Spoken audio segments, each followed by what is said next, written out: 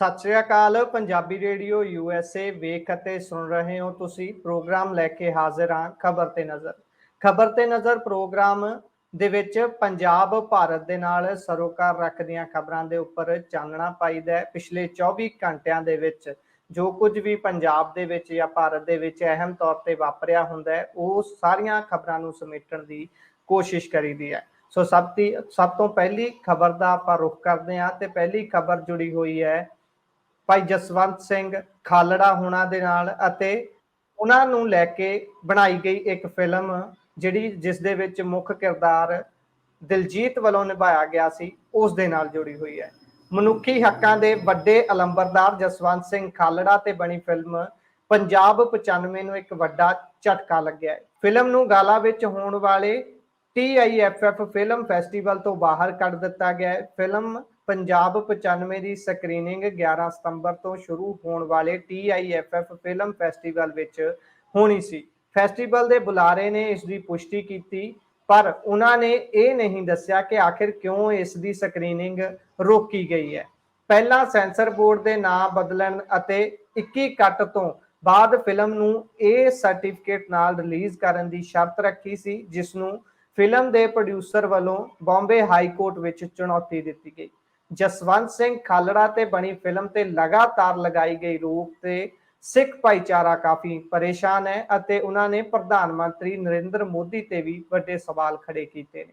ਸੁਖਬੀਰ ਸਿੰਘ ਬਾਦਲ ਨੇ ਵੀ ਇਹ ਗੱਲ ਆਖੀ ਸੀ ਕਿ ਇਹ ਫਿਲਮ ਅਦਾਲਤੀ ਦਸਤਾਵੇਜ਼ਾਂ ਦੇ ਆਧਾਰ ਤੇ ਬਣੀ ਹੈ। ਸੈਂਸਰ ਬੋਰਡ ਬੇਵਜ੍ਹਾ ਕੱਟ ਲਗਾ ਕੇ ਉਸ ਵੇਲੇ ਦੀ ਸਰਕਾਰ ਦੇ ਜ਼ੁਲਮਾਂ ਨੂੰ ਲੁਕਾਉਣ ਦੀ ਕੋਸ਼ਿਸ਼ ਕਰ ਰਿਹਾ ਹੈ ਕਿ ਕਿਸ ਤਰ੍ਹਾਂ ਇੱਕ ਮਨੁੱਖੀ ਅਧਿਕਾਰਾਂ ਦੇ ਕਾਰਕੁਨ ਨੇ ਪੁਲਿਸ ਦੀ ਕਸਟਡੀ ਵਿੱਚ ਹੋਣ ਵਾਲੇ ਕਤਲ ਨੂੰ ਉਜਾਗਰ ਕੀਤਾ ਸੀ। ਅਕਾਲੀ ਦਲ ਦੇ ਪ੍ਰਧਾਨ ਨੇ ਇਲਜ਼ਾਮ ਲਗਾਇਆ ਕਿ ਇਸ ਤੋਂ ਸਾਬਤ ਹੁੰਦਾ ਹੈ ਕਿ ਸਿੱਖਾਂ ਤੇ ਬਣਨ ਵਾਲੀ ਫਿਲਮ ਨੂੰ ਲੈ ਕੇ ਸੈਂਸਰ ਬੋਰਡ ਅਲੱਗ ਸੋਚ ਰੱਖਦੀ ਹੈ। ਸੁਖਬੀਰ ਸਿੰਘ ਬਾਦਲ ਨੇ ਕਿਹਾ ਕਿ ਇਸ ਬਾਰੇ ਸੈਂਸਰ ਬੋਰਡ ਨੇ ਕਸ਼ਮੀਰ ਫਾਈਲਸ ਨੂੰ ਮਨਜ਼ੂਰੀ ਦਿੱਤੀ ਸੀ ਜਿਸ ਨੇ ਕਸ਼ਮੀਰੀ ਪੰਡਤਾਂ ਤੇ ਹੋਏ ਜ਼ੁਲਮ ਬਾਰੇ ਦੱਸਿਆ ਸੀ।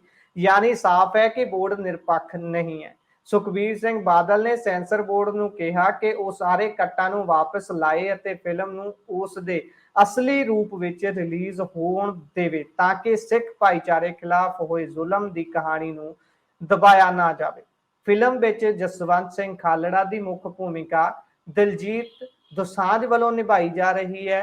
ਉਹਨਾਂ ਦੇ ਨਾਲ ਅਰਜੁਨ ਰਾਮਪਾਲ ਵੀ ਨੇ। ਪਹਿਲਾਂ ਫਿਲਮ ਦਾ ਨਾਮ ਘੱਲੂਘਾਰਾ ਸੀ ਪਰ ਸੈਂਸਰ ਬੋਰਡ ਵੱਲੋਂ ਇਤਰਾਜ਼ ਹੋਣ ਤੋਂ ਬਾਅਦ ਇਸ ਦਾ ਨਾਮ ਬਦਲ ਦਿੱਤਾ ਗਿਆ। ਫਿਲਮ ਪੰਜਾਬ 95 ਨੂੰ ਪ੍ਰੋਡਿਊਸ ਕਰਨ ਵਾਲੇ ਵਿਅਕਤੀ ਦਾ ਨਾਮ ਰੋਨੀ ਸਕਰੂਵਾਲਾ ਹੈ ਜਦਕਿ ਇਸ ਦੇ ਡਾਇਰੈਕਟਰ ਹਨੀ ਤ੍ਰੇਹਾਨ ਹਨ ਜਿਨ੍ਹਾਂ ਨੇ 2020 ਵਿੱਚ ਨੈਟਫਲਿਕਸ ਤੇ ਰਾਤ ਅਕੇਲੀ ਬਣਾਈ ਸੀ। ਜਸਵੰਤ ਸਿੰਘ ਖਾਲੜਾ ਤੇ ਬਣੀ ਹੋਈ ਇਹ ਫਿਲਮ ਪੰਜਾਬ 95 ਦਾ डायरैक्शन हनी त्रेहन ने की है। मनुखी हकों के वड्डे लंबरदार जसवंत सिंह खालड़ा के जीवन से बनी है। खालड़ा पंजाब में 1980 तो 90 के दहाके दौरान मनुखी अधिकारों की होने वाली उलंघना के खिलाफ सब तो वध मजबूत आवाज सन। वो अमृतसर में एक बैंक के मैनेजर सन। उन्होंने 1984 और खाड़कूवाद के दौरान हज़ारां बेगुनाह सिखां दे इनकाउंटर नूं लैके सवाल चुके सन। उन्हां दी जथेबंदी ने पंजाब विच तकरीबन 25,000 लोकां दी नाजायज़ तरीके नाल होई मौत दा खुलासा कीता सी। इत्थों तक पुलिस ने अपने भी 2000 लोकां नूं कतल करवा दिता सी जो उन्हां दे काम विच सहयोग नहीं कर रहे सन। खालड़ा सितंबर 1995 विच लापता हो गए सन। आखिरी बार उन्हां नूं अपने घर दे सामने अपनी ही कार नूं साफ करदिआं होइआं वेख्या गया सी। उस तो बाद उन्हां नूं अगवा कर लिया जांदा है। कतल करन दे मामले विच अते 6 पुलिस अधिकारियां नूं दोषी इस दे विच मन्निया गया सी। CBFC दे मुताबिक फिल्म संवेदनशील है अते फिल्म दे सीन अते डायलॉग गाइडलाइनस के मुताबिक कटे गए हैं। उन्होंने दस्सिया कि फिल्म विच हटाए गए डायलॉग्स अते सीन हिंसा अते सिख नौजवानों नूं भड़का सकते हैं इसलिए इन्हां नूं हटाया गया। अंग्रेज़ां दे जमाने के कानूनों नूं खत्म करके केंद्रीय गृह मंत्री अमित शाह ने 163 साल पुराने 3 बुनियादी कानूनों विच बदलाव के बिल लोक सभा विच पेश किए हैं। सब तो बड़ा बदलाव राज धरोह के कानून नूं लैके है जिसनूं नवे रूप विच लियाया जा रहा है। जिन्हां कानूनों विच बदलाव किया गया है वह हैं Indian penal code IPC code of criminal procedure CRPC ਅਤੇ ਐਵੀਡੈਂਸ ਐਕਟ IPC ਵਿੱਚ 511 ਧਾਰਾ ਸਨ ਅਤੇ ਹੁਣ 356 ਬਚਣਗੀਆਂ। 175 ਧਾਰਾ ਬਦਲੀਆਂ ਅਤੇ 8 ਨਵੀਆਂ ਜੋੜੀਆਂ ਜਾਣਗੀਆਂ। 22 ਧਾਰਾਵਾਂ ਨੂੰ ਖਤਮ ਕੀਤਾ ਗਿਆ ਹੈ ਅਤੇ ਇਸੇ ਤਰ੍ਹਾਂ CRPC ਵਿੱਚ 533 ਧਾਰਾ ਬਚਣਗੀਆਂ। 160 ਧਾਰਾਂ ਬਦਲਣਗੀਆਂ, 9 ਨਵੀਆਂ ਜੋੜੀਆਂ ਜਾਣਗੀਆਂ, 9 ਖਤਮ ਹੋ ਜਾਣਗੀਆਂ ਤੇ ਪੁੱਛਗਿੱਛ ਤੋਂ ਟ੍ਰਾਇਲ ਤੱਕ ਵੀਡੀਓ ਕਾਨਫਰੰਸਿੰਗ ਹੋਵੇਗੀ ਜੋ ਪਹਿਲਾਂ ਨਹੀਂ ਹੁੰਦੀ ਸੀ। ਸਭ ਤੋਂ ਵੱਡਾ ਬਦਲਾਅ ਹੁਣ ਟ੍ਰਾਇਲ ਕੋਡ ਹੁਣ ਹਰ ਫੈਸਲਾ ਵੱਧ ਤੋਂ ਵੱਧ 3 ਸਾਲ ਦੇ ਅੰਦਰ ਲੈਣਾ ਹੋਵੇਗਾ। ਦੇਸ਼ ਵਿੱਚ 5 ਕਰੋੜ ਕੇਸ ਪੈਂਡਿੰਗ ਹਨ, ਇਸ ਵਿੱਚੋਂ 4.44 ਕਰੋੜ ਕੇਸ ਟ੍ਰਾਇਲ ਕੋਰਟ ਵਿੱਚ ਹਨ। ਇਸੇ ਤਰ੍ਹਾਂ ਜ਼ਿਲ੍ਹਾ ਅਦਾਲਤਾਂ ਵਿੱਚ ਜੱਜਾਂ ਦੇ 25,042 ਅਹੁਦਿਆਂ ਵਿੱਚੋਂ 5850 ਅਹੁਦੇ ਖਾਲੀ ਹਨ। 3 ਬਿੱਲਾਂ ਨੂੰ ਜਾਂਚ ਦੇ ਲਈ ਪਾਰਲੀਮੈਂਟ ਕਮੇਟੀ ਦੇ ਕੋਲ ਭੇਜਿਆ ਜਾਵੇਗਾ। ਇਸ ਤੋਂ ਬਾਅਦ ਲੋਕ ਸਭਾ ਤੇ ਰਾਜ ਸਭਾ ਦੇ ਵਿੱਚ ਪਾਸ ਕੀਤੇ ਜਾਣਗੇ। ਰਾਜ ਧਰੋਹ, ਜਿਸ ਨੂੰ ਆਮ ਬੋਲਚਾਲੀ ਦੇ ਵਿੱਚ ਦੇਸ਼ ਧਰੋਹ ਵੀ ਕਿਹਾ ਜਾਂਦਾ ਹੈ, ਬ੍ਰਿਟਿਸ਼ ਸਮੇਂ ਦੇ ਸ਼ਬਦ ਰਾਜ ਧਰੋਹ ਨੂੰ ਹਟਾ ਕੇ ਦੇਸ਼ ਧਰੋਹ ਸ਼ਬਦ ਦੀ ਵਰਤੋਂ ਹੋਵੇਗੀ। ਇਹ ਕਾਨੂੰਨ ਹੋਰ ਕਰੜਾ ਕਰ ਦਿੱਤਾ ਗਿਆ ਹੈ। ਹੁਣ ਧਾਰਾ 150 ਦੇ ਤਹਿਤ ਰਾਸ਼ਟਰ ਦੇ ਖਿਲਾਫ ਕੋਈ ਵੀ ਅਪਰਾਧ ਭਾਵੇਂ ਬੋਲਿਆ ਜਾਵੇ ਜਾਂ ਲਿਖਿਆ ਜਾਵੇ ਜਾਂ ਸੰਕੇਤ ਜਾਂ ਤਸਵੀਰ ਜਾਂ ਇਲੈਕਟ੍ਰੋਨਿਕ ਜ਼ਰੀਏ ਨਾਲ ਕੀਤਾ ਜਾਵੇ ਤਾਂ 7 ਸਾਲ ਤੋਂ ਉਮਰ ਕੈਦ ਦੀ ਸਜ਼ਾ ਮਿਲ ਸਕੇਗੀ। ਦੇਸ਼ ਦੀ ਏਕਤਾ ਤੇ ਅਖੰਡਤਾ ਨੂੰ ਪਹਿਲਾਂ ਦੇ ਵਾਂਗ ਖਤਰਾ ਪਹੁੰਚਾਉਣਾ ਅਪਰਾਧਾਂ ਦੇ ਵਿੱਚ ਹੋਵੇਗਾ। ਦਹਿਸ਼ਤਗਰਦੀ ਸ਼ਬਦ ਨੂੰ ਵੀ ਪਰਿਭਾਸ਼ਿਤ ਕੀਤਾ ਗਿਆ ਹੈ ਤੇ ਫਿਲਹਾਲ IPC ਦੀ ਧਾਰਾ 124A ਦੇ ਤਹਿਤ ਰਾਜ ਧਰੋਹ ਵਿੱਚ 3 ਸਾਲ ਤੋਂ ਲੈ ਕੇ ਉਮਰ ਭਰ ਤੱਕ ਦੀ ਸਜ਼ਾ ਹੋ ਸਕਦੀ ਹੈ। ਪਹਿਲੀ ਵਾਰ ਛੋਟੇ-ਮੋਟੇ ਅਪਰਾਧਾਂ ਜਿਵੇਂ ਨਸ਼ੇ ਵਿੱਚ ਹੰਗਾਮਾ, 5000 ਤੋਂ ਘੱਟ ਦੀ ਚੋਰੀ ਅਤੇ ਉਸ ਦੇ ਲਈ 24 ਘੰਟੇ ਦੀ ਸਜ਼ਾ ਜਾਂ ਫਿਰ 1000 ਰੁਪਏ ਦਾ ਜੁਰਮਾਨਾ ਜਾਂ ਜਨਤਕ ਸੇਵਾ ਦੀ ਸਜ਼ਾ ਹੋ ਸਕਦੀ ਹੈ। ਇਸ ਸਮੇਂ ਜੇਕਰ ਕੋਈ ਛੋਟੀ ਤੋਂ ਛੋਟੀ ਚੋਰੀ ਦੇ ਮਾਮਲੇ ਵਿੱਚ ਜਾਂ ਫਿਰ ਨਸ਼ੇ ਦੌਰਾਨ ਹੰਗਾਮਾ ਕਰਨ ਤੇ ਫੜਿਆ ਜਾਂਦਾ ਹੈ ਤਾਂ ਉਸ ਨੂੰ ਸਿੱਧਾ ਜੇਲ੍ਹ ਭੇਜਿਆ ਜਾਂਦਾ ਸੀ। ਅਮਰੀਕਾ ਦੇ ਬ੍ਰਿਟੇਨ ਵਿੱਚ ਵੀ ਅਜਿਹਾ ਹੀ ਕਾਨੂੰਨ ਹੈ। ਮੌਬ ਲਿੰਚਿੰਗ ਤੇ ਵੀ ਸਰਕਾਰ ਨਵਾਂ ਕਾਨੂੰਨ ਲੈ ਕੇ ਆਈ ਹੈ। ਮੌਬ ਲਿੰਚਿੰਗ ਮਤਲਬ ਭੀੜ ਵੱਲੋਂ ਗੁੱਸੇ ਵਿੱਚ ਕਿਸੇ ਸ਼ਖਸ ਨੂੰ ਘੇਰ ਕੇ ਉਸ ਤੇ ਸ਼ਰੇਆਮ ਕਤਲ ਕਰ ਦੇਣਾ। ਜਿਵੇਂ ਪਿਛਲੇ ਕੁਝ ਸਾਲਾਂ ਵਿੱਚ ਅਜਿਹੀਆਂ ਕਈ ਘਟਨਾਵਾਂ ਸਾਹਮਣੇ ਆਈਆਂ ਸਨ ਕਿ ਕਿਸੇ ਵੀ ਅਫਵਾਹ ਦੇ ਕਾਰਨ ਲੋਕਾਂ ਨੇ ਭੀੜ ਦੇ ਰੂਪ ਵਿੱਚ ਕਿਸੇ ਸ਼ਖਸ ਨੂੰ ਕੁੱਟ-ਕੁੱਟ ਕੇ ਮੌਤ ਦੀ ਘਾਟ ਉਤਾਰ ਦਿੱਤਾ। ਹੁਣ ਮੌਬ ਲਿੰਚਿੰਗ ਕਰਨ ਵਾਲੇ ਦੀ ਪਛਾਣ ਹੋਣ ਤੇ ਮੌਤ ਦੀ ਸਜ਼ਾ ਰੱਖੀ ਗਈ ਹੈ। 5 ਜਾਂ ਫਿਰ ਉਸ ਤੋਂ ਵੀ ਵੱਧ ਲੋਕ ਜਾਤ, ਨਸਲ, ਭਾਸ਼ਾ ਦੇ ਆਧਾਰ ਤੇ ਕਤਲ ਕਰਦੇ ਹਨ ਤਾਂ ਉਹਨਾਂ ਨੂੰ ਘੱਟੋ-ਘੱਟ 7 ਸਾਲ ਦੀ ਸਜ਼ਾ ਤਾਂ ਵੱਧ ਤੋਂ ਵੱਧ ਫਾਂਸੀ ਦੀ ਸਜ਼ਾ ਵੀ ਦਿੱਤੀ ਜਾ ਸਕਦੀ ਹੈ। ਹੁਣ ਤੱਕ ਇਸ ਤੇ ਸਪਸ਼ਟ ਕਾਨੂੰਨ ਨਹੀਂ ਸੀ, ਪਰ ਧਾਰਾ 302, 147, 148 ਦੇ ਤਹਿਤ ਕਾਰਵਾਈ ਹੋ ਸਕਦੀ ਹੈ। ਪੁਲਿਸ ਨੂੰ 90 ਦਿਨ ਦੇ ਅੰਦਰ ਚਾਰਜਸ਼ੀਟ ਦਾਖਲ ਕਰਨੀ ਹੋਵੇਗੀ। ਕੋਰਟ ਇਸ ਨੂੰ 90 ਦਿਨ ਵਧਾ ਸਕੇਗਾ, ਪਰ 180 ਦਿਨਾਂ ਦੇ ਅੰਦਰ ਜਾਂਚ ਪੂਰੀ ਕਰਕੇ ਟ੍ਰਾਇਲ ਦੇ ਲਈ ਭੇਜਿਆ ਜਾਣਾ ਹੋਵੇਗਾ। ਟ੍ਰਾਇਲ ਦੇ ਬਾਅਦ ਕੋਰਟ ਨੂੰ 30 ਦਿਨ ਦੇ ਅੰਦਰ ਫੈਸਲਾ ਲੈਣਾ ਹੋਵੇਗਾ। ਫੈਸਲਾ 1 ਹਫ਼ਤੇ ਦੇ ਅੰਦਰ ਆਨਲਾਈਨ ਅਪਲੋਡ ਕਰਨਾ ਹੋਵੇਗਾ। 3 ਸਾਲ ਤੋਂ ਘੱਟ ਸਜ਼ਾ ਵਾਲੇ ਮਾਮਲੇ ਵਿੱਚ ਕੋਰਟ ਦੇ ਅੰਦਰ ਘੱਟ ਤਰੀਕਾਂ ਹੋਣਗੀਆਂ। ਇਸ ਨਾਲ ਸੈਸ਼ਨ ਕੋਰਟ ਦੇ 40% ਮੁਕੱਦਮੇ ਘੱਟ ਹੋ ਜਾਣਗੇ। ਸਜ਼ਾ ਦੀ ਦਰ 90% ਤੱਕ ਲਏ ਜਾਣ ਦਾ ਟੀਚਾ ਹੈ।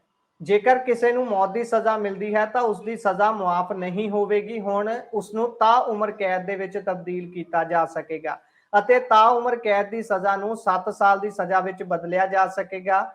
ਇਸ ਦਾ ਮਕਸਦ ਇਹ ਹੈ ਕਿ ਸਿਆਸੀ ਪ੍ਰਭਾਵ ਨਾਲ ਲੋਕ ਕਾਨੂੰਨ ਤੋਂ ਬਚ ਨਾ ਸਕਣ। ਸਰਕਾਰ ਪੀੜਤ ਨੂੰ ਬਿਨਾਂ ਸੁਣੇ 7 ਸਾਲ ਕੈਦ ਜਾਂ ਫਿਰ ਇਸ ਤੋਂ ਵੱਧ ਸਜ਼ਾ ਵਾਲੇ ਕੇਸ ਵਿੱਚ ਵਾਪਸ ਨਹੀਂ ਲੈ ਸਕਦੀ। ਇਸ ਤੋਂ ਸਜ਼ਾ ਮੁਆਫੀ ਦਾ ਸਮਾਂ ਹੱਦ ਵੀ ਤੈਅ ਕੀਤਾ ਗਿਆ ਹੈ। ਹੁਣ ਗੱਲ 0 FIR ਦੀ ਕਰਦੇ ਹਾਂ। ਦੇਸ਼ ਵਿੱਚ ਕਿਧਰੇ ਵੀ FIR ਕਰਵਾਈ ਜਾ ਸਕੇਗੀ।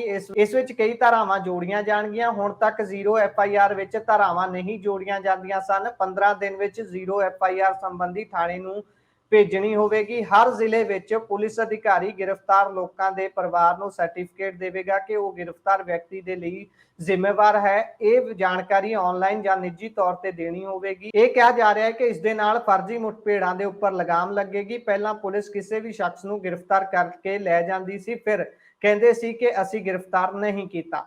ਪੰਜਾਬ ਵਿੱਚ 80 ਤੋਂ 90 ਦੇ ਦਹਾਕੇ ਵਿੱਚ ਅਜਿਹੇ ਕਈ ਮਾਮਲੇ ਸਾਹਮਣੇ ਆਏ ਨੇ।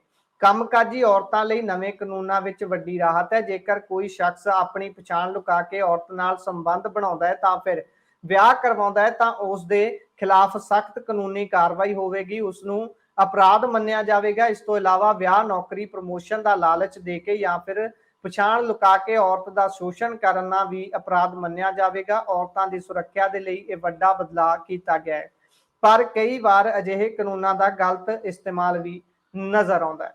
ਜਿਹੜੇ ਨਵੇਂ 3 ਕਾਨੂੰਨਾਂ ਵਿੱਚ ਸੋਧ ਕੀਤੀ ਗਈ ਹੈ ਉਸ ਵਿੱਚ ਡਿਜੀਟਲ ਰਿਕਾਰਡ ਨੂੰ ਮਨਜ਼ੂਰੀ ਦਿੱਤੀ ਗਈ ਹੈ। ਇਸ ਤੋਂ ਇਲਾਵਾ FIR ਅਤੇ ਕੋਰਟ ਦੇ ਫੈਸਲੇ ਤੱਕ ਦਾ ਪੂਰਾ ਸਿਸਟਮ ਡਿਜੀਟਲ ਹੋਵੇਗਾ ਤੇ ਪੇਪਰਲੈਸ ਕੀਤਾ ਜਾਵੇਗਾ। ਸਰਚ ਅਤੇ ਜ਼ਬਤ ਕੀਤੇ ਗਏ ਚੀਜ਼ਾਂ ਦੀ ਵੀਡੀਓਗ੍ਰਾਫੀ ਹੋਵੇਗੀ। ਜਾਂਚ ਪੂਰੀ ਤਰ੍ਹਾਂ ਨਾਲ ਫੋਰੈਂਸਿਕ ਵਿਗਿਆਨ ਦੇ ਆਧਾਰ ਤੇ ਹੋਵੇਗੀ। 7 ਸਾਲ ਜਾਂ ਇਸ ਤੋਂ ਵੱਧ ਸਜ਼ਾ ਵਾਲੇ ਅਪਰਾਧ ਵਿੱਚ ਫੋਰੈਂਸਿਕ ਟੀਮ ਮੌਕੇ ਤੇ ਪਹੁੰਚ ਕੇ ਜਾਂਚ ਕਰੇਗੀ। ਸਾਰੀਆਂ ਅਦਾਲਤਾਂ ਨੂੰ 2027 ਤੱਕ ਕੰਪਿਊਟਰਾਈਜ਼ ਕਰ ਦਿੱਤਾ ਜਾਵੇਗਾ। ਚੋਣਾਂ ਦੌਰਾਨ ਵੋਟਰਾਂ ਨੂੰ ਰਿਸ਼ਵਤ ਦੇਣ ਵਾਲੇ ਨੂੰ 1 ਸਾਲ ਦੀ ਸਜ਼ਾ ਹੋਵੇਗੀ। ਪਹਿਲੀ ਵਾਰ ਅਪਰਾਧ ਕਰਨ ਵਾਲੇ ਵਿਅਕਤੀ ਨੂੰ ਆਪਣੀ ਕੁੱਲ ਸਜ਼ਾ ਦਾ 1/3 ਹਿੱਸਾ ਜੇਲ੍ਹ ਵਿੱਚ ਬਿਤਾਉਣ ਤੋਂ ਬਾਅਦ ਹੀ ਜ਼ਮਾਨਤ ਮਿਲ ਸਕੇਗੀ।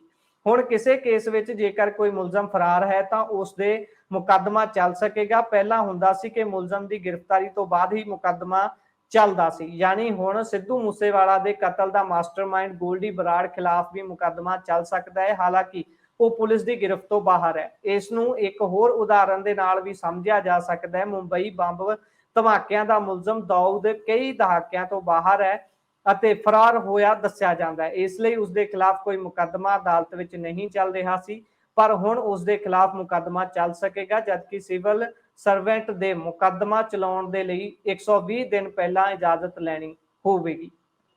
ਇਸੇ ਸਭ ਵਿਚਾਲੇ ਆਮ ਆਦਮੀ ਪਾਰਟੀ ਦੇ ਇੱਕ ਵਿਧਾਇਕ ਨੂੰ ਲੈ ਕੇ ਵੱਡੀ ਖਬਰ ਸਾਹਮਣੇ ਆ ਰਹੀ ਹੈ। ਜਲੰਧਰ ਦੇ CJM ਅਮਿਤ ਕੁਮਾਰ ਗਰਗ ਦੀ ਅਦਾਲਤ ਨੇ ਹਰਵਿੰਦਰ ਕੌਰ ਮਿੱਟੀ ਮਾਮਲੇ ਵਿੱਚ ਪੱਛਮੀ ਹਲਕੇ ਦੇ ਵਿਧਾਇਕ ਸ਼ੀਤਲ ਅੰਗੁਰਾਲ ਤੇ ਵਾਰ-ਵਾਰ ਸੰਮਨ ਜਾਰੀ ਹੋਣ ਦੇ ਬਾਵਜੂਦ ਪੇਸ਼ ਨਾ ਹੋਣ ਤੇ ਸਖਤ ਕਾਰਵਾਈ ਕੀਤੀ ਹੈ। ਅਦਾਲਤ ਨੇ 10 ਅਗਸਤ ਨੂੰ ਵਿਧਾਇਕ ਖਿਲਾਫ ਗੈਰ ਜ਼ਮਾਨਤੀ ਵਾਰੰਟ ਜਾਰੀ ਕਰਦਿਆਂ ਉਸ ਨੂੰ 24 ਅਗਸਤ ਨੂੰ ਅਦਾਲਤ ਵਿੱਚ ਪੇਸ਼ ਹੋਣ ਦੇ ਹੁਕਮ ਦਿੱਤੇ ਹਨ। ਇੰਨਾ ਹੀ ਨਹੀਂ, ਅਦਾਲਤ ਨੇ ਸ਼ੀਤਲ ਅੰਗੁਰਾਲ ਦੇ ਸਾਰੇ ਜ਼ਮਾਨਤੀ ਬੌਂਡ ਰੱਦ ਕਰਨ ਅਤੇ ਉਹਨਾਂ ਨੂੰ ਜ਼ਬਤ ਕਰਨ ਦੇ ਵੀ ਹੁਕਮ ਦੇ ਦਿੱਤੇ ਹਨ। ਹਰਵਿੰਦਰ ਕੌਰ ਮਿੰਟੀ ਨੇ ਸੋਸ਼ਲ ਮੀਡੀਆ ਤੇ ਅਸ਼ਲੀਲ ਟਿੱਪਣੀ ਕਰਨ ਦੇ ਦੋਸ਼ 'ਚ ਸ਼ੀਤਲ ਅੰਗੁਰਾਲ ਅਤੇ ਉਸਦੇ ਸਾਥੀ ਖਿਲਾਫ ਥਾਣਾ ਡਿਵੀਜ਼ਨ ਨੰਬਰ 6 ਵਿੱਚ ਕੇਸ ਦਰਜ ਕਰਵਾਇਆ ਸੀ। ਪੁਲਿਸ ਨੇ ਮਾਮਲੇ ਦੀ ਜਾਂਚ ਤੋਂ ਬਾਅਦ ਅਦਾਲਤ ਵਿੱਚ ਚਲਾਨ ਪੇਸ਼ ਕੀਤਾ ਸੀ। ਸ਼ਿਕਾਇਤ ਵਿੱਚ ਮਿੰਟੀ ਕੌਰ ਨੇ ਕਿਹਾ ਸੀ ਕਿ ਉਸ ਦੇ ਬਾਰੇ ਇਤਰਾਜ਼ਯੋਗ ਟਿੱਪਣੀ ਕਹਿਣ ਤੋਂ ਇਲਾਵਾ ਉਸ ਨੂੰ ਬਲੈਕਮੇਲ ਵੀ ਕੀਤਾ ਜਾ ਰਿਹਾ ਹੈ। CJM ਅਮਿਤ ਕੁਮਾਰ ਗਰਗ ਦੇ ਹੁਕਮਾਂ ਵਿੱਚ ਕਿਹਾ ਹੈ ਕਿ ਸ਼ੀਤਲ ਅੰਗੁਰਾਲ ਵੱਲੋਂ ਅਦਾਲਤ ਦੇ ਹੁਕਮਾਂ ਦੀ ਪਾਲਣਾ ਨਾ ਕਰਨਾ ਸਾਫ਼ ਦਰਸਾਉਂਦਾ ਹੈ ਕਿ ਉਹ ਨਿਆਂ ਪ੍ਰਣਾਲੀ ਨੂੰ ਚੁਣੌਤੀ ਦੇ ਰਿਹਾ ਹੈ। ਵਾਰ-ਵਾਰ ਅਦਾਲਤ ਵਿੱਚ ਪੇਸ਼ ਹੋਣ ਤੋਂ ਛੋਟ ਲਈ ਅਰਜ਼ੀ ਦੇਣਾ ਸਪਸ਼ਟ ਤੌਰ ਤੇ ਰਿਵਾਇਤ ਦੀ ਦੁਰਵਰਤੋਂ ਹੈ। ਜੇਕਰ ਸ਼ੀਤਲ ਅੰਗੁਰਾਲ ਨੂੰ ਅਦਾਲਤ ਵੱਲੋਂ ਹਰ ਤਰੀਕ ਤੋਂ ਹਰ ਵਾਰ ਰਾਹਤ ਦਿੱਤੀ ਜਾਂਦੀ ਹੈ ਤਾਂ ਇਸ ਨਾਲ ਸਮਾਜ ਪ੍ਰਤੀ ਗਲਤ ਸੰਦੇਸ਼ ਜਾਵੇਗਾ। ਸੋ ਹੁਣ ਗੈਰ ਜ਼ਮਾਨਤੀ ਵਾਰੰਟ ਆਮ ਆਦਮੀ ਪਾਰਟੀ ਦੇ ਆਗੂ ਸ਼ੀਤਲ ਅੰਗੁਰਾਲ ਨੂੰ ਲੈ ਕੇ ਜਾਰੀ ਹੋ ਚੁੱਕੇ ਨੇ ਅਤੇ 24 ਅਗਸਤ ਨੂੰ ਉਹਨਾਂ ਨੂੰ ਅਦਾਲਤ ਦੇ ਸਾਹਮਣੇ ਪੇਸ਼ ਹੋਣ ਦੇ ਲਈ ਹੁਕਮ ਜਾਰੀ ਕੀਤੇ ਗਏ ਨੇ। ਸ਼ੀਤਲ ਅੰਗੁਰਾਲ ਇਸ ਤੋਂ ਪਹਿਲਾਂ ਵੀ ਚੋਣ ਲੜਨ ਤੋਂ ਪਹਿਲਾਂ ਵੀ ਕਾਫੀ ਵਿਵਾਦਾਂ ਦੇ ਵਿੱਚ ਰਹਿੰਦੇ ਰਹੇ ਨੇ। ਕਦੀ ਉਹਨਾਂ ਦੇ ਉੱਪਰ ਦੜੇ ਸੱਟੇ ਦੇ ਇਲਜ਼ਾਮ ਲੱਗਦੇ ਰਹੇ ਨੇ ਤੇ ਕਦੀ ਉਹਨਾਂ ਦੇ ਉੱਪਰ ਚੋਰੀ ਤੱਕ ਦੇ ਇਲਜ਼ਾਮ ਵੀ ਲਗਾਏ ਜਾਂਦੇ ਰਹੇ ਨੇ। ਹਿਮਾਚਲ ਪ੍ਰਦੇਸ਼ ਵਿੱਚ ਪੰਜਾਬ ਦੇ ਜ਼ਿਲ੍ਹਾ ਜਲੰਧਰ ਦੇ 2 ਭਰਾਵਾਂ ਦਾ ਕਤਲ ਕਰ ਦਿੱਤਾ ਗਿਆ ਹੈ। ਸੋਲਨ ਦੇ ਨਾਲਾਗੜ੍ਹ 'ਚ ਸੜਕ ਦੇ ਵਿਚਕਾਰ ਚਾਕੂ ਨਾਲ ਵਾਰ ਕਰਦੇ ਹੋਏ ਦੋਵਾਂ ਦਾ ਕਤਲ ਕਰ ਦਿੱਤਾ ਗਿਆ ਹੈ। ਦੋਵੇਂ ਕਤਲ ਦੀ ਵੀਡੀਓ ਵੀ ਸੋਸ਼ਲ ਮੀਡੀਆ ਤੇ ਵਾਇਰਲ ਹੋ ਰਹੀ ਹੈ। ਪੈਸੇ ਦੇ ਲੈਣ ਦੇਣ ਪਿੱਛੇ ਦੋਸਤਾਂ ਨੇ ਹੀ ਵਾਰਦਾਤ ਨੂੰ ਅੰਜਾਮ ਦੇ ਦਿੱਤਾ। ਮ੍ਰਿਤਕਾਂ ਦੀ ਪਛਾਣ ਵਰੁਣ ਤੇ ਕੁਨਾਲ ਵਜੋਂ ਕੀਤੀ ਗਈ ਹੈ। ਦੋਸਤਾਂ ਵੱਲੋਂ ਪੈਸਿਆਂ ਲਈ ਵਰੁਣ ਅਤੇ ਕੁਨਾਲ ਨੂੰ ਹਿਮਾਚਲ ਤੋਂ ਪੰਜਾਬ ਬੁਲਾਇਆ ਗਿਆ ਸੀ, ਪਰ ਜਦੋਂ ਉਹ ਜਲੰਧਰ ਨਹੀਂ ਆਏ ਤਾਂ ਦੋਸਤਾਂ ਨੇ ਹਿਮਾਚਲ ਪਹੁੰਚ ਕੇ ਦੋਵਾਂ ਦੀ ਰੈਕੀ ਕੀਤੀ ਤੇ ਫਿਰ ਉਹਨਾਂ ਦਾ ਕਤਲ ਕਰ ਦਿੱਤਾ। ਹੈਰਾਨੀ ਦੀ ਗੱਲ ਇਹ ਹੈ ਕਿ ਹਮਲਾਵਰਾਂ ਨੇ ਸੜਕ ਦੇ ਕਿਨਾਰੇ ਦੋਵਾਂ ਭਰਾਵਾਂ ਨੂੰ ਚਾਕੂਆਂ ਨਾਲ ਮਾਰਿਆ ਤੇ ਲੋਕ ਉੱਥੋਂ ਲੰਘ ਰਹੇ ਸਨ, ਪਰ ਕਿਸੇ ਨੇ ਵੀ ਦੋਵਾਂ ਭਰਾਵਾਂ ਨੂੰ ਹਮਲਾਵਰਾਂ ਤੋਂ ਛਡਾਉਣ ਦੀ ਕੋਸ਼ਿਸ਼ ਨਹੀਂ ਕੀਤੀ। ਕਤਲ 'ਚ ਇਹ ਘਟਨਾ ਨੂੰ ਮੌਕੇ ਤੇ ਖੜੇ ਇੱਕ ਵਿਅਕਤੀ ਨੇ ਆਪਣੇ ਮੋਬਾਈਲ ਦੇ ਵਿੱਚ ਕੈਦ ਕਰ ਲਿਆ ਤੇ ਸੋਸ਼ਲ ਮੀਡੀਆ ਤੇ ਵਾਇਰਲ ਕਰ ਦਿੱਤਾ। ਪ੍ਰਾਪਤ ਜਾਣਕਾਰੀ ਦੇ ਅਨੁਸਾਰ ਮ੍ਰਿਤਕ ਵਰੁਣ ਅਤੇ ਕੁਨਾਲ ਜਲੰਧਰ ਦੀ ਸਬ ਡਿਵੀਜ਼ਨ ਨਕੋਦਰ ਅਧੀਨ ਪੈਂਦੇ ਪਿੰਡ ਖੀਵਾ ਦੇ ਰਹਿਣ ਵਾਲੇ ਸਨ ਅਤੇ ਦੋਵੇਂ ਸਕੇ ਭਰਾ ਸਨ। ਦੋਵਾਂ ਤੇ ਨਾਲਾਗੜ੍ਹ ਰਾਮ ਸ਼ਹਿਰ ਰੋਡ ਤੇ ਪ੍ਰੀਤ ਕਲੋਨੀ ਨੇੜੇ ਪੰਜਾਬ ਤੋਂ ਆਏ 3 ਹਮਲਾਵਰਾਂ ਨੇ ਤੇਜ਼ਧਾਰ ਹਥਿਆਰਾਂ ਨਾਲ ਹਮਲਾ ਕਰ ਦਿੱਤਾ। ਦੋਵੇਂ ਭਰਾਵਾਂ ਨੂੰ ਬੁਰੀ ਤਰ੍ਹਾਂ ਕੁੱਟਿਆ ਗਿਆ। ਹਸਪਤਾਲ ਵਿੱਚ ਇਲਾਜ ਦੌਰਾਨ ਦੋਵਾਂ ਦੀ ਮੌਤ ਹੋ ਗਈ। ਮ੍ਰਿਤਕ ਨੌਜਵਾਨਾਂ ਦੇ ਮਾਮੇ ਤੇ ਦੋਸ਼ ਲਾਇਆ ਕਿ ਨਕੋਦਰ ਦਾ ਗੌਰਵ ਗਿੱਲ ਉਹਨਾਂ ਨੂੰ ਕੁਝ ਦਿਨ ਪਹਿਲਾਂ ਜਲੰਧਰ ਬੁਲਾ ਰਿਹਾ ਸੀ, ਪਰ ਜਦੋਂ ਉਹ ਨਾ ਆਇਆ ਤਾਂ ਉਹ ਆਪਣੇ ਦੋਸਤਾਂ ਦੇ ਨਾਲ ਨਾਲਾਗੜ੍ਹ ਆ ਗਿਆ। ਘਟਨਾ ਦੀ ਸੂਚਨਾ ਮਿਲਦੇ ਹੀ ਪੁਲਿਸ ਨੇ ਕਾਤਲਾਂ ਦੀ ਭਾਲ ਸ਼ੁਰੂ ਕਰ ਦਿੱਤੀ ਹੈ। ਪੁਲਿਸ ਨੇ ਦੋਵਾਂ ਭਰਾਵਾਂ ਦੀਆਂ ਲਾਸ਼ਾਂ ਨੂੰ ਸਿਵਲ ਹਸਪਤਾਲ ਦੇ ਮੁਰਦਾ ਘਰ ਦੇ ਵਿੱਚ ਰਖਵਾਇਆ ਹੈ। ਡੀਐਸਪੀ ਨਾਲਾਗੜ੍ਹ ਫਿਰੋਜ਼ ਖਾਨ ਨੇ ਦੱਸਿਆ ਹੈ ਕਿ ਦੋ ਭਰਾਵਾਂ ਦਾ ਕਤਲ ਕਰਨ ਵਾਲੇ ਮੁਲਜ਼ਮਾਂ ਦੀ ਭਾਲ ਸ਼ੁਰੂ ਕਰ ਦਿੱਤੀ ਗਈ ਹੈ। ਉਹਨਾਂ ਕਿਹਾ ਕਿ ਮੁਲਜ਼ਮਾਂ ਨੂੰ ਜਲਦੀ ਹੀ ਕਾਬੂ ਦੇ ਵਿੱਚ ਕਰ ਲਿਆ ਜਾਵੇਗਾ। ਖਬਰ ਇਟਲੀ ਤੋਂ ਹੈ। ਮਾਚੀਵਾੜਾ ਦੇ ਲੁਬਾਣਾਗੜ੍ਹ ਪਿੰਡ ਦੇ ਇੱਕ ਪੰਜਾਬੀ ਦੀ ਇਟਲੀ ਦੇ ਵਿੱਚ ਦਰਦਨਾਕ ਮੌਤ ਹੋ ਗਈ ਹੈ। ਨੌਜਵਾਨ ਅਵਤਾਰ ਸਿੰਘ ਦੀ ਉਮਰ 40 ਸਾਲ ਦੱਸੀ ਜਾ ਰਹੀ ਹੈ। ਉਹ ਰਾਜ ਮਿਸਤਰੀ ਦਾ ਕੰਮ ਕਰਦਾ ਸੀ। ਇੱਕ ਬਿਲਡਿੰਗ ਵਿੱਚ ਉਹ ਕੰਮ ਕਰ ਰਿਹਾ ਸੀ। ਅਚਾਨਕ ਉਸ ਦਾ ਪੈਰ ਫਿਸਲ ਗਿਆ ਤੇ ਉਹ ਤੀਜੀ ਮੰਜ਼ਲ ਤੋਂ ਹੇਠਾਂ ਡਿੱਗ ਗਿਆ। ਜ਼ਖਮੀ ਹਾਲਤ ਵਿੱਚ ਉਸ ਨੂੰ ਹਸਪਤਾਲ ਲਿਜਾਇਆ ਜਾ ਰਿਹਾ ਸੀ, ਪਰ ਉਹ ਰਾਸਤੇ ਦੇ ਵਿੱਚ ਹੀ ਦਮ ਤੋੜ ਗਿਆ। ਲਾਸ਼ ਨੂੰ ਪੋਸਟਮਾਰਟਮ ਦੇ ਲਈ ਹਸਪਤਾਲ ਦੇ ਵਿੱਚ ਰੱਖ ਦਿੱਤਾ ਗਿਆ। ਅਵਤਾਰ ਸਿੰਘ ਇਟਲੀ ਦੇ ਮੈਂਟੂਆ ਵਿੱਚ ਪਤਨੀ ਅਤੇ ਬੱਚਿਆਂ ਦੇ ਨਾਲ ਰਹਿੰਦਾ ਸੀ ਅਤੇ ਉਸ ਦੀ ਮੌਤ ਦੀ ਇਤਲਾਹ ਮਿਲਣ ਦੇ ਬਾਅਦ ਪਿੰਡ ਵਿੱਚ ਸੋਗ ਦਾ ਮਾਹੌਲ ਹੈ। ਪਰਿਵਾਰ ਵਾਲਿਆਂ ਨੂੰ ਯਕੀਨ ਨਹੀਂ ਹੋ ਰਿਹਾ ਕਿ ਅਵਤਾਰ ਸਿੰਘ ਦਾ ਹੱਸਦਾ ਪਰਿਵਾਰ ਮਿੰਟਾਂ ਵਿੱਚ ਕਿਵੇਂ ਬਰਬਾਦ ਹੋ ਗਿਆ। ਅਵਤਾਰ ਸਿੰਘ ਦੇ ਪਿਤਾ ਬਹਾਦਰ ਸਿੰਘ ਨੇ ਦੱਸਿਆ ਕਿ ਉਹ ਕਿਸਾਨ ਹਨ ਅਤੇ ਪਿੰਡ ਉਹਨਾਂ ਦੀ ਖੇਤੀਬਾੜੀ ਕਾਫੀ ਘੱਟ ਸੀ। ਅਵਤਾਰ 10 ਸਾਲ ਪਹਿਲਾਂ ਇਟਲੀ ਗਿਆ ਸੀ। ਪੰਜਾਬ ਵਿੱਚ ਰੋਜ਼ਗਾਰ ਨਾ ਮਿਲਣ ਦੇ ਕਾਰਨ ਉਹ ਇਟਲੀ ਚਲਾ ਗਿਆ। ਪਿਛਲੇ ਸਾਲ ਉਹ ਭਾਰਤ ਉਹਨਾਂ ਨੂੰ ਮਿਲਣ ਲਈ ਆਇਆ ਸੀ। ਉਹ ਪਰਿਵਾਰ ਦਾ ਇਕਲੌਤਾ ਪੁੱਤਰ ਸੀ। ਜਦੋਂ ਵੀ ਉਹ ਪਿੰਡ ਆਉਂਦਾ ਤਾਂ ਸਾਰੇ ਲੋਕਾਂ ਦੇ ਨਾਲ ਮਿਲ ਕੇ ਜਾਂਦਾ। ਅਵਤਾਰ ਦੀ ਪਤਨੀ ਤੇ ਉਸਦਾ 2 ਸਾਲਾਂ ਦਾ ਬੱਚਾ ਉਸਦੇ ਨਾਲ ਇਟਲੀ ਦੇ ਵਿੱਚ ਹੀ ਰਹਿੰਦਾ ਸੀ। ਪੰਜਾਬ ਕੈਡਰ ਦੀ ਆਈਪੀਐਸ ਅਫਸਰ ਅਤੇ ਚੰਡੀਗੜ੍ਹ ਦੀ ਮੌਜੂਦਾ ਐਸਐਸਪੀ ਕੰਵਰਦੀਪ ਨੂੰ ਆਜ਼ਾਦੀ ਦਿਹਾੜੇ ਤੇ ਕੇਂਦਰੀ ਗ੍ਰਹਿ ਮੰਤਰਾਲੇ ਵੱਲੋਂ ਸਨਮਾਨਿਤ ਕੀਤਾ ਜਾਵੇਗਾ। ਆਈਪੀਐਸ ਅਧਿਕਾਰੀ ਕੰਵਰਦੀਪ ਕੌਰ ਨੇ ਬਤੌਰ ਐਸਐਸਪੀ ਕਪੂਰਥਲਾ ਰਹਿੰਦੇ ਹੋਏ 15 ਮਾਰਚ 2021 ਨੂੰ ਰੇਲ ਕੋਚ ਫੈਕਟਰੀ ਕਪੂਰਥਲਾ ਦੀ ਝੁੱਗੀ ਝੌਂਪੜੀ ਤੇ ਰਹਿਣ ਵਾਲੇ ਮਨੀਸ਼ ਨੂੰ ਗ੍ਰਿਫਤਾਰ ਕੀਤਾ ਸੀ। ਮੁਲਜ਼ਮ ਨੇ 7 ਸਾਲ ਦੀ ਬੱਚੀ ਨੂੰ ਬਿਸਕੁਟ ਦੇ ਕੇ ਝੌਂਪੜੀ ਵਿੱਚ ਬੁਲਾਇਆ ਤੇ ਫਿਰ ਜਬਰ ਜਨਾਹ ਕਰਨ ਦਾ ਘਿਨਾਉਣਾ ਜ਼ੁਰਮ ਕੀਤਾ ਸੀ। ਇੰਨਾ ਹੀ ਨਹੀਂ, ਉਸਨੇ ਬੱਚੀ ਦੇ ਪ੍ਰਾਈਵੇਟ ਅੰਗਾਂ ਨੂੰ ਬੁਰੇ ਤਰੀਕੇ ਦੇ ਨਾਲ ਜ਼ਖਮੀ ਕੀਤਾ। ਆਈਪੀਐਸ ਕੰਵਰਦੀਪ ਕੌਰ ਨੇ ਕੇਸ ਦੀ ਜਾਂਚ ਅਤੇ ਮੁਲਜ਼ਮ ਦੇ ਖਿਲਾਫ ਵੱਖ-ਵੱਖ ਧਾਰਾਵਾਂ ਅਧੀਨ ਸਬੂਤ ਜੁਟਾਏ ਸਨ ਅਤੇ ਉਸ ਦੀ ਜਾਂਚ ਦੌਰਾਨ ਪੁਖਤਾ ਸਬੂਤਾਂ ਦੇ ਚੱਲਦਿਆਂ ਅਦਾਲਤ ਨੇ 11 ਮਹੀਨੇ ਦੇ ਅੰਦਰ ਹੀ ਮੁਲਜ਼ਮ ਨੂੰ ਦੋਸ਼ੀ ਕਰਾਰ ਦਿੰਦਿਆਂ ਮੌਤ ਦੀ ਸਜ਼ਾ ਸੁਣਾਈ ਸੀ। ਕੇਂਦਰੀ ਗ੍ਰਹਿ ਮੰਤਰਾਲੇ ਦੇ ਸਨਮਾਨ ਹਾਸਲ ਕਰਨ ਵਾਲਿਆਂ ਵਿੱਚੋਂ ਆਈਪੀਐਸ ਕੰਵਰਦੀਪ ਕੌਰ ਦੇ ਇਲਾਵਾ ਡੀਐਸਪੀ ਦਲਬੀਰ ਸਿੰਘ ਦਾ ਨਾਮ ਵੀ ਸ਼ਾਮਲ ਹੈ। ਦਰਅਸਲ ਗ੍ਰਹਿ ਮੰਤਰਾਲੇ ਵੱਲੋਂ ਭਾਰਤ ਦੇ ਪ੍ਰਮੁੱਖ ਜਾਂਚ ਏਜੰਸੀ ਸੀਬੀਆਈ ਸਮੇਤ ਹੋਰ ਸੂਬਿਆਂ ਦੀ ਪੁਲਿਸ ਫੋਰਸ ਦੇ ਤਕਰੀਬਨ 140 ਛੋਟੇ ਵੱਡੇ ਮੁਲਾਜ਼ਮਾਂ ਅਤੇ ਅਧਿਕਾਰੀਆਂ ਦੀ ਲਿਸਟ ਤਿਆਰ ਕੀਤੀ ਗਈ ਹੈ, ਜਿਨ੍ਹਾਂ ਦੇ ਵਿੱਚ ਪੰਜਾਬ ਦੇ 2 ਪੁਲਿਸ ਅਧਿਕਾਰੀਆਂ ਦਾ ਨਾਮ ਸ਼ਾਮਲ ਕੀਤਾ ਗਿਆ। ਸੋ ਇਹ ਸਨ ਹੁਣ ਤੱਕ ਦੀਆਂ ਕੁਝ ਅਹਿਮ ਖਬਰਾਂ। ਜੁੜੇ ਰਹੋ ਪੰਜਾਬੀ ਰੇਡੀਓ ਯੂਐਸਏ ਦੇ ਨਾਲ। ਪ੍ਰੋਗਰਾਮਾਂ ਦੀ ਲਗਾਤਾਰਤਾ ਬਰਕਰਾਰ ਹੈ। ਮੈਨੂੰ ਦਿਓ ਇਜਾਜ਼ਤ। ਧੰਨਵਾਦ। ਸਤਿ ਸ਼੍ਰੀ ਅਕਾਲ।